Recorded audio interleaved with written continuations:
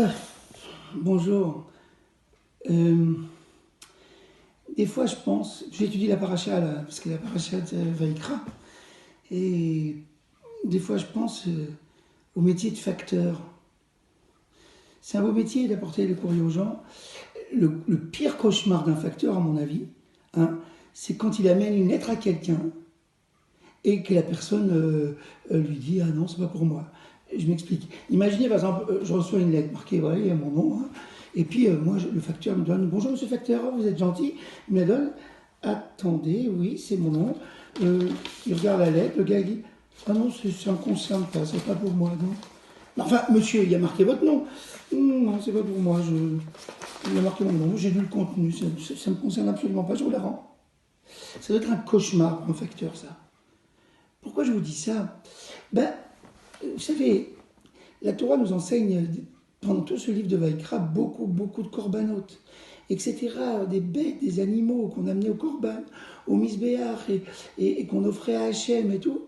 Et puis, on se dit, c'est Hachem qui a donné ordre de faire ces choses-là. Et puis, on regarde dans le livre de Ishayahu, je vous le lis en français, hein, et on est étonné. Qu'est-ce qu'il dit? Que m'importe la multitude de vos corbanotes, dit Hachem. Je suis saturé des béliers, de la graisse, des animaux gavés, le sang des taureaux, des moutons, des boucs. Je n'en veux pas. Comment tu n'en veux pas? C'est toi qui as dit dans votre écran. Non, non, je n'en veux pas. Ça me dégoûte. C'est toi qui as dit dans la Torah. Non, je n'en veux pas. On continue à lire. Il faut lire des fois vous comprenez, pour bien poser une question. Lorsque vous venez vous présenter devant moi, dit Hachem, qui vous a exigé ça de votre main? Arrêtez de fouler mes parvis, cessez d'apporter de vaines offrandes de farine, elles sont pour moi d'une odeur abominable. Rosh Chodesh, Shabbat, les jours de fête, je ne les supporte plus dans ces rassemblements sans aucun sens. Voilà, alors non, je ne veux pas de tout ça, c'est une charge pour moi, dit Hachem, je lis, hein.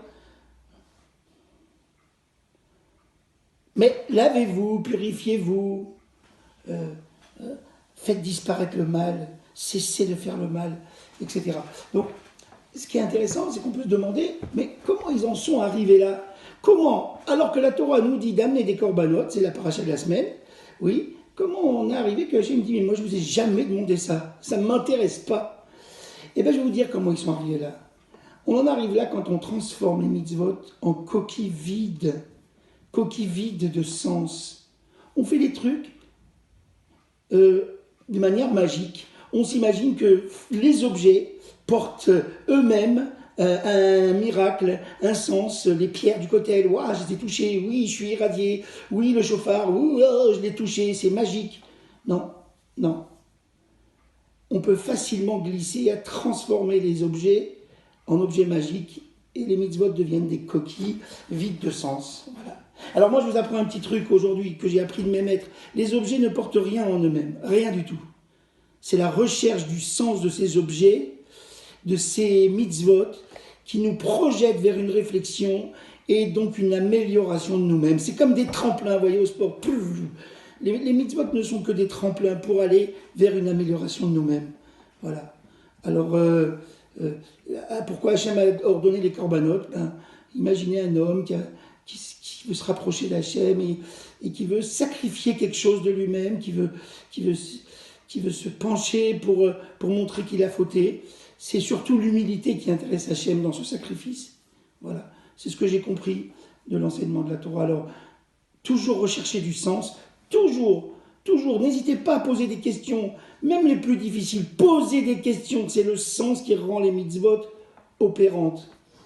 Voilà, je vous souhaite Shabbat Shalom, Mevorach, et beaucoup de guérison, une guérison complète à tous nos malades de notre communauté et de tous les hommes du monde entier.